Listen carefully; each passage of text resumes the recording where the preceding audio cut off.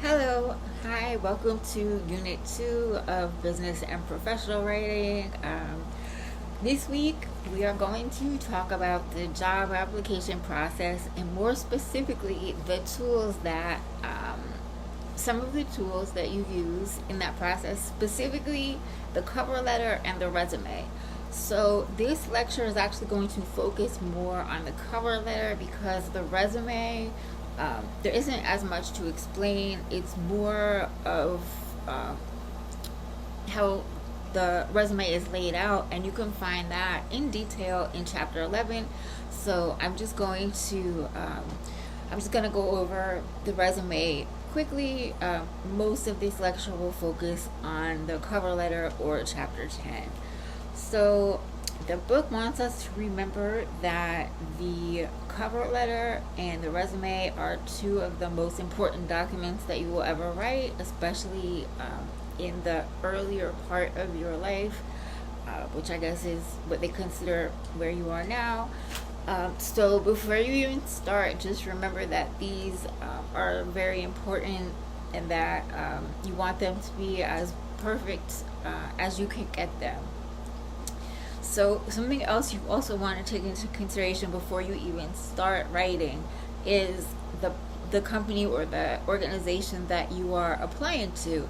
So it's a good idea to research that organization online first to just find out just some basic information.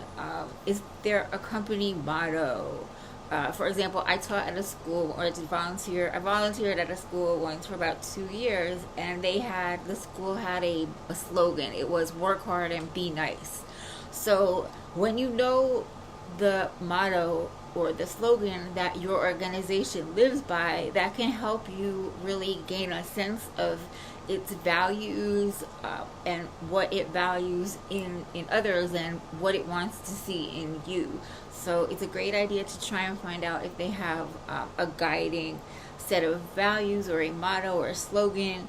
You also want to find out who are the key players, who is the CEO, who is the president. You want to just find out minimum basic information about those people if you can, if it's available. You also want to just know some basic financial information. For example, did this organization have a great year? Or are they filing for bankruptcy? And if they are, maybe you want to reconsider your application. So again, just try to find out some basic information about the company and the organization you're applying to. And the reason you want to do that is because the whole process of writing a cover letter and a resume is not about you; it's about the employer. And what you need to do is make yourself show that you have the qualities that the employer is looking for. And you can't do that. You can't put yourself forward in the best light and in terms of what the employer wants to see if you don't know what the employer wants to see. So that is why it's so important to find out what is this company organization you're applying to, what do they want to see in their employees, what do they want to see in you. So the cover letter is really about you showing the employer that you have what they want, you have what they value. um let's see. Oh, something else that I think is important when applying to a company, I always like to find out ethically, is this does this organization, are they good? Do they do good things, or are they bad? Like, are they out there dumping pollutants in the lake after hours, or this is a stand-up business, or like the school I told you about. I said their motto is "Work hard and be nice." So outside of school hours, what do they do? Do they give back to the community? Do the parents like them? Little things like that can make a big difference, I think. So, let's see.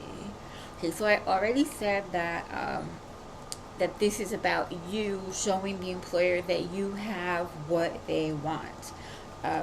And so when you are writing your cover letter, it's super important that you do two things. One is you want your letter to be free of obvious errors, typos, grammatical errors. And then you also want to really, as much as possible, be like the shining star in the pile, because especially these days, it is not it's common when a company puts out a listing for them to receive hundreds and even thousands of applicants. The book actually provides figures to support this, telling us that in 2007, a Toyota plant announced positions for 2,000 employees, and that they received over 40,000 applications. So that's, again, Toyota plant announces they have positions for 2,000 employees, and they got over 40,000 applications. So the common belief is that when an employer gets so many cover letters and resumes, that they are not going to sift through all of them, because that's just a lot of reading. So one way to start eliminating cover letters is you take the ones that have any obvious spelling errors, typos, grammatical errors. Why? Because, as we said last week, those types of errors communicate a lot about you, and the person on the receiving end is going to assume that if you were not able or didn't care enough to take the time to fix a typo or a grammatical error, that you aren't going to care enough to do a good job for them. So it's super important that you proofread and eliminate all obvious errors. And then you really want to dazzle the person who is reading through your, well, hopefully you'll make it to that part where they're reading your cover letter. Let's see. So after you make it through to the second stage, where all of the cover letters with grammatical errors, spelling errors, and typos have been eliminated, there are still going to be a lot of cover letters left, because there are a lot of people who are going to be able to write an error-free cover letter. So now, what does it come down to? And what you need to be, your letter needs to be more than just well written. And what does that mean, more than just well written? Well, first, you want it to be well formatted. And what does that mean? So a cover letter is a business document, which means that it's written in business block. So no indentations.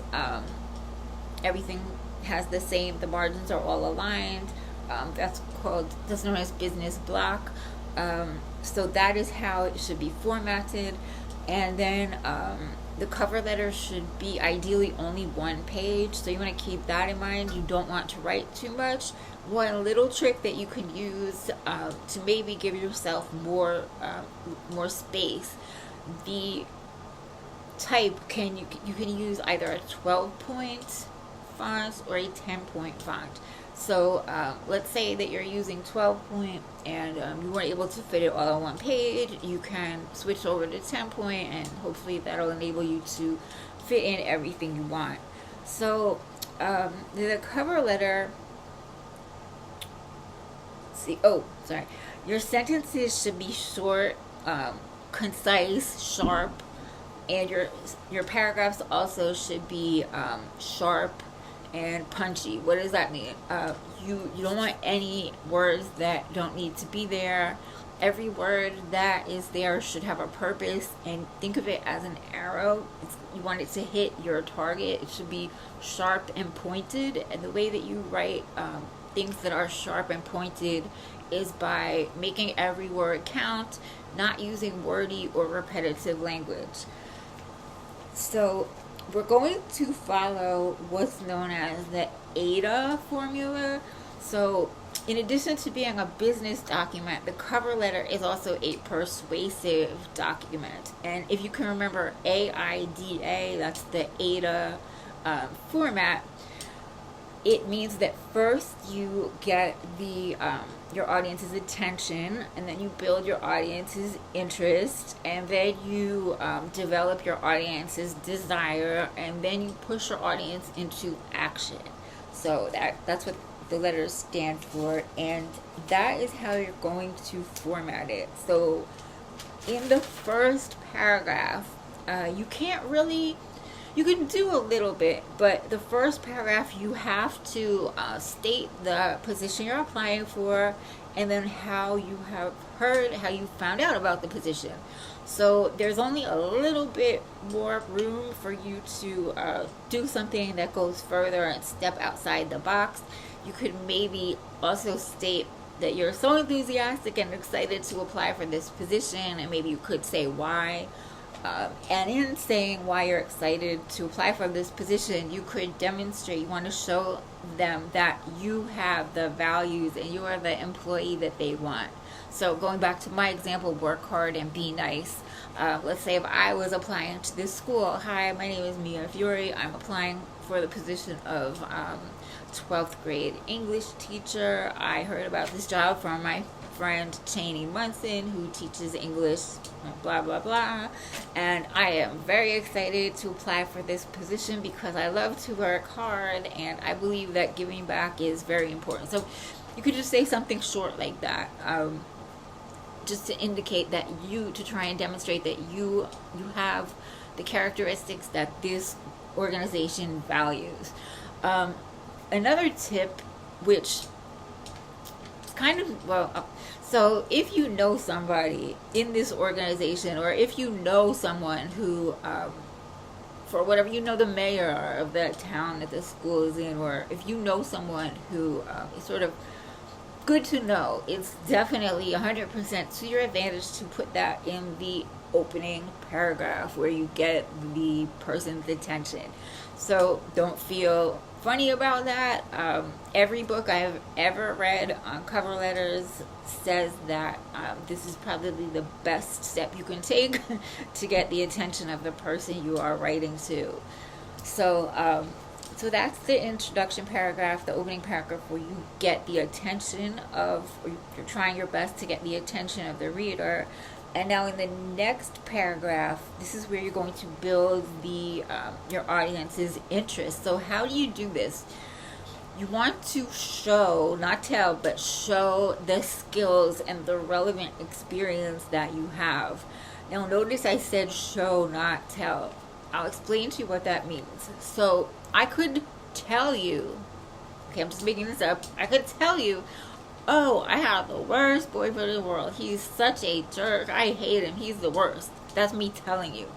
Or, let's say, pretend we're not in an online class. We're in a class that meets on campus. And after class today, we all go our separate ways. And let's say you're parked in the parking lot and so am I. And we both get to the parking lot and lo and behold, I see that my boyfriend is waiting for me by the car with roses, and that there are musicians playing like violins, and they are serenading me, and he has come to whisk me off to see a Broadway play and go out to dinner.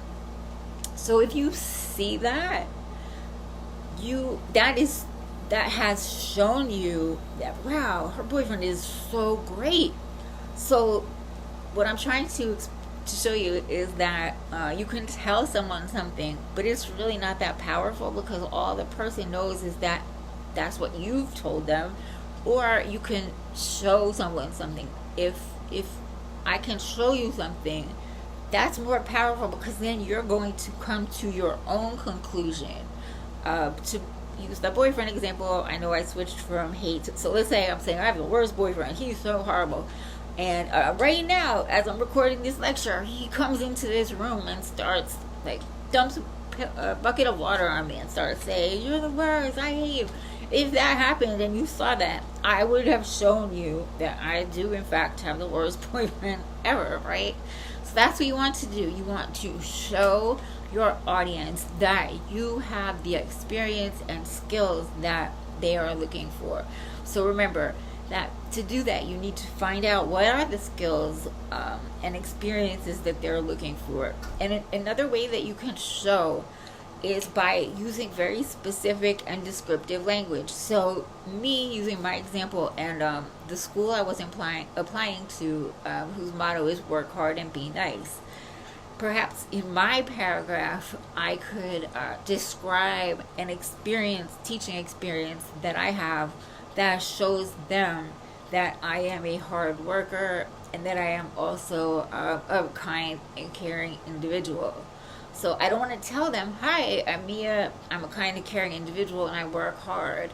I want to tell them, when I was studying for my PhD, I volunteered. In addition to teaching full time at Montclair State, I was a volunteer teacher at a school in Newark. I wasn't paid, and my schedule was very busy because I was a full time student and I taught at Montclair State.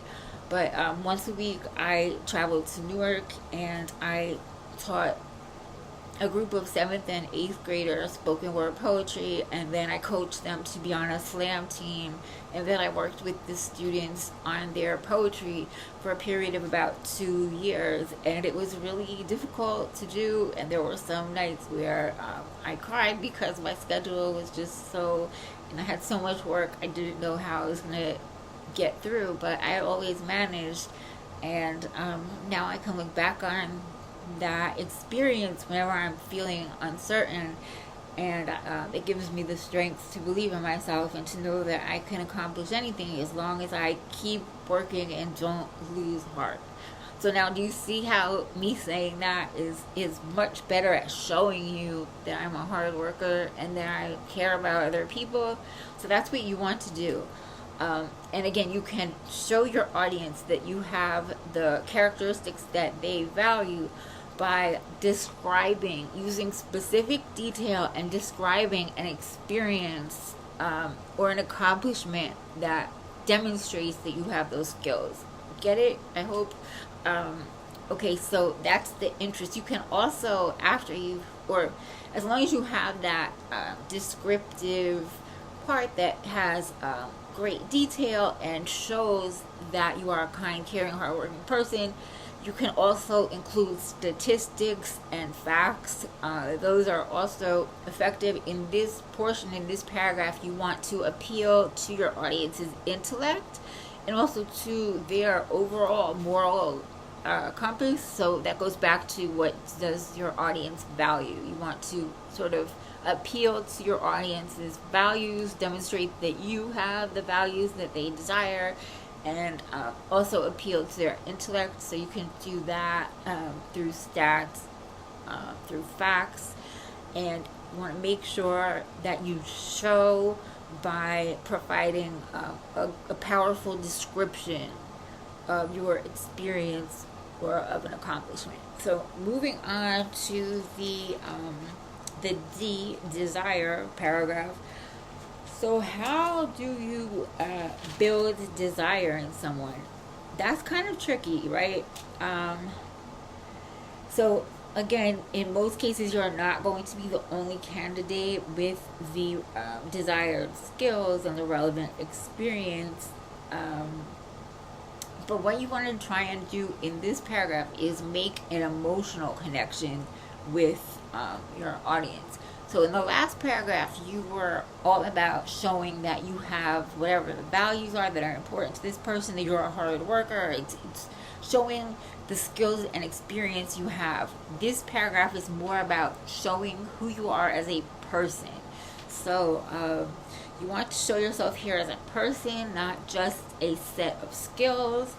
And you want to somehow, in doing that, the idea is first that every employer has a natural resistance to every job application, because that's sort of their job. They're supposed to be defensive, and so you have to overcome that natural resistance and make some sort of a connection.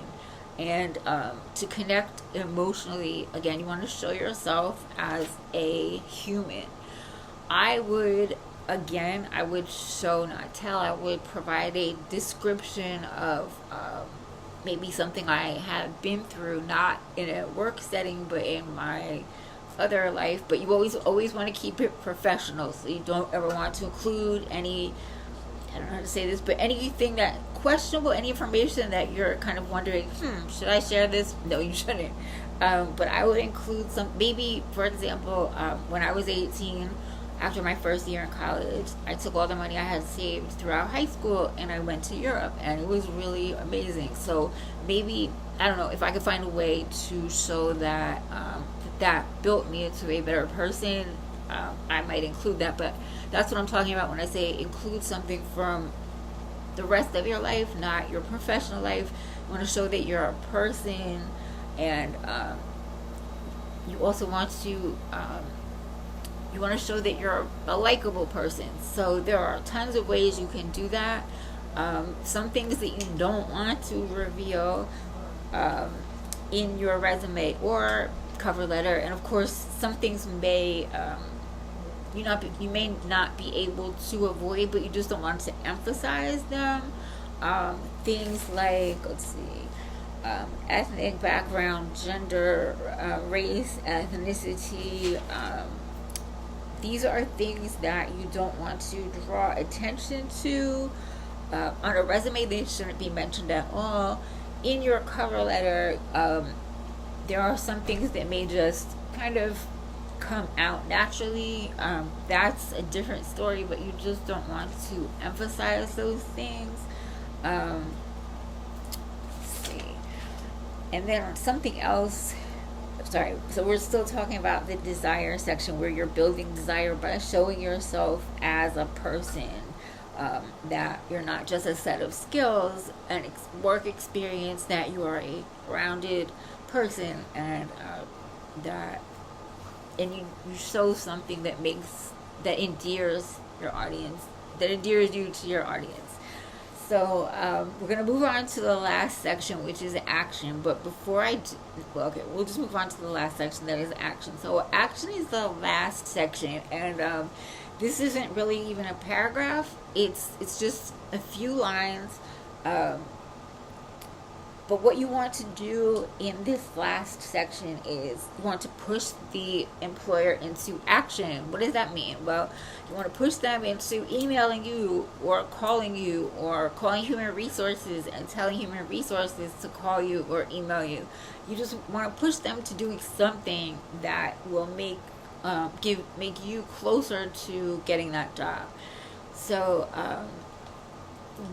I think the single thing that is most recommended is including, even though your phone number and your email are stated on the resume, repeat your phone number or your email or both, and in your concluding paragraph you want to just say that you would love to talk more, or you hope to hear from this person, and that you are available anytime in the coming week, and this is my email and this is my phone number.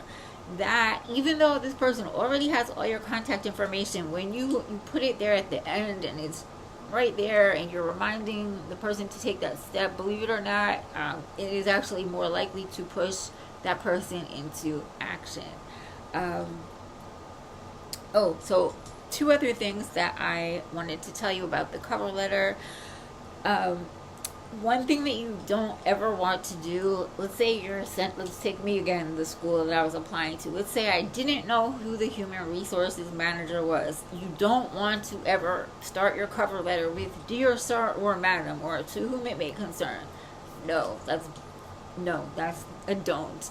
So even if you have to call the school or the organization and ask, who's the human resources manager, or even if you have to ask them, hey, can you please put me through to human resources, and then when you call human resources you ask, hi, who is in charge, you're supposed to take those steps, because it's that important that you actually use a name. And why is it so important that you put a name at the top instead of "to whom it may concern"? Well, I'll tell you. Let's say in 2 weeks you want to follow up. You want to call or email to make sure that your cover letter and the rest of your job materials were received.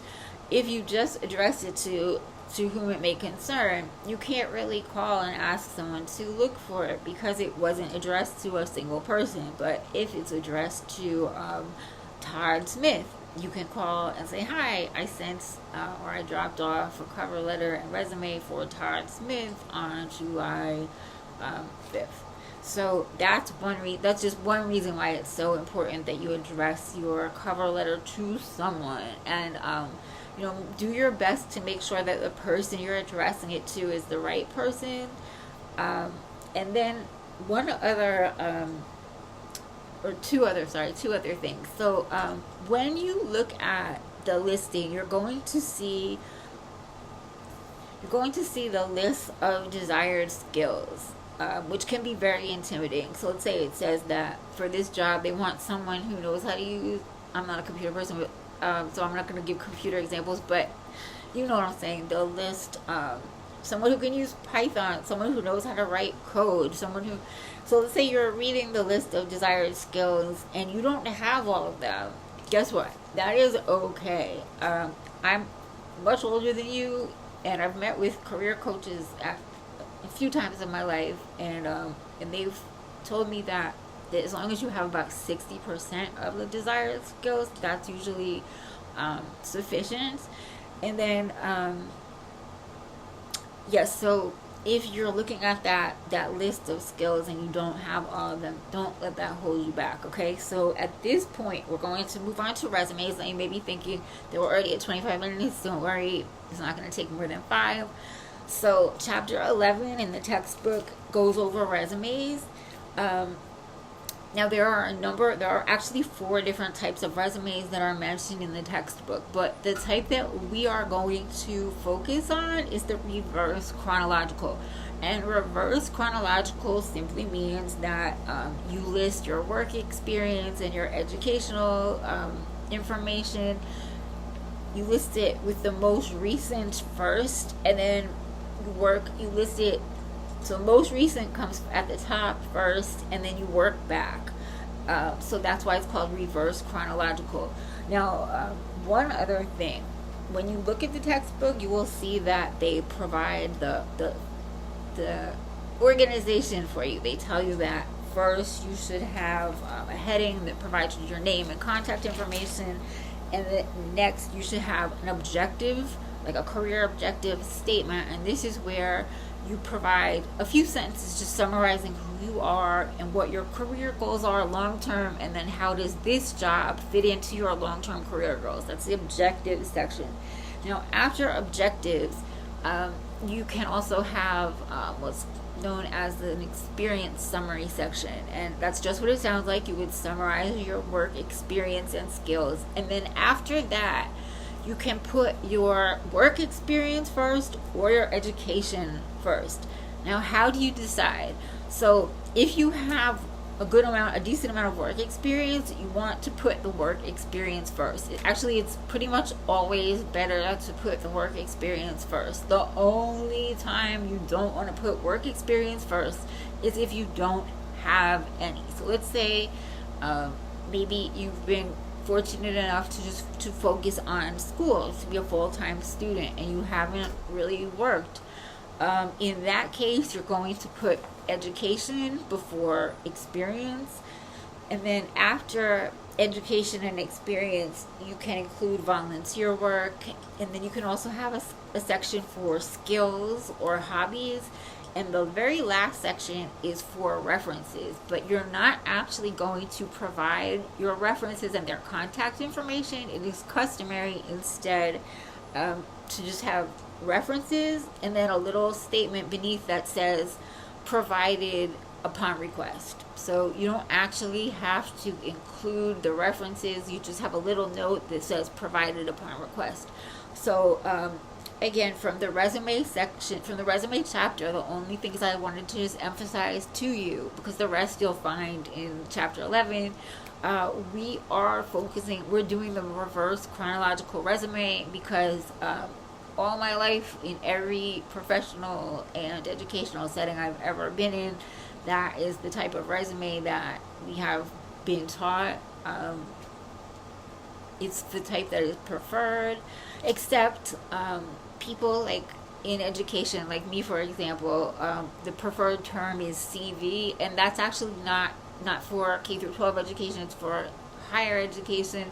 So so nobody would use a CV at this juncture, because a CV is typically used because, well, I don't want to bore you with the details, but let's say if you went into education and then it turned out as you went along that you wanted to go into higher education, at some point your resume would become a CV, but at this stage everyone is in, we're just going to be doing a reverse chronological resume.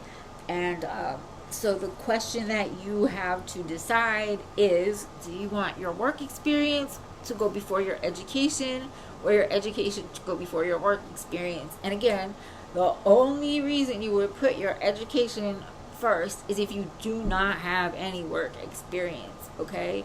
And then one last thing, the resume, the resume is also supposed to be concise, not long and rambling. So you want it to be, it should not go over 2 pages. 1 page or 2 pages is the preferred length. It should not ever be longer than 2 pages. Mine isn't even supposed to be longer than 2 pages, and I'm twice your age and I have a lot of just long work history. So that's important. And then something else that is important, this is the last thing I'll say, I promise.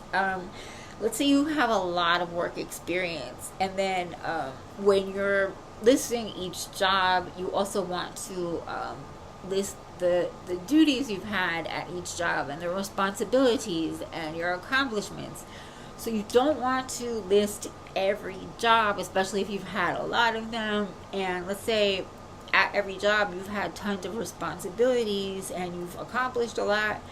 If there's a lot, and let's say your resume is starting to look like it's going to go over 2 pages, or if it's just feeling too long, you only want to include relevant experience. Okay, so I'll use myself as an example. I'm an educator.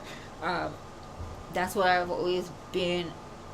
That's what I've always pursued as a career. However, I also have worked in retail because I love fashion. So, and because sometimes you need a second or third job. So, I worked at Nordstrom for a while in the handbags department, but I typically don't put that on my resume because the jobs that I am applying for, most often, that is not work experience that they consider relevant. So, so again, if you have a lot of work experience, you only want to include jobs that are relevant. And then for each particular job, when you are listing your accomplishments and responsibilities and duties, you again only want to list those which are relevant in terms of the job or the career, the field that you are moving towards in terms of this particular cover letter and the company you're applying to.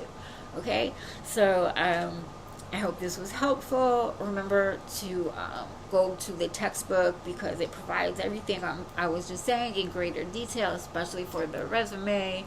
And let's see. Oh, yeah, I look forward to hearing your elevator pitches. Thus far, I've only heard one, but I look forward to those. And I will talk to you in the discussion question. Bye.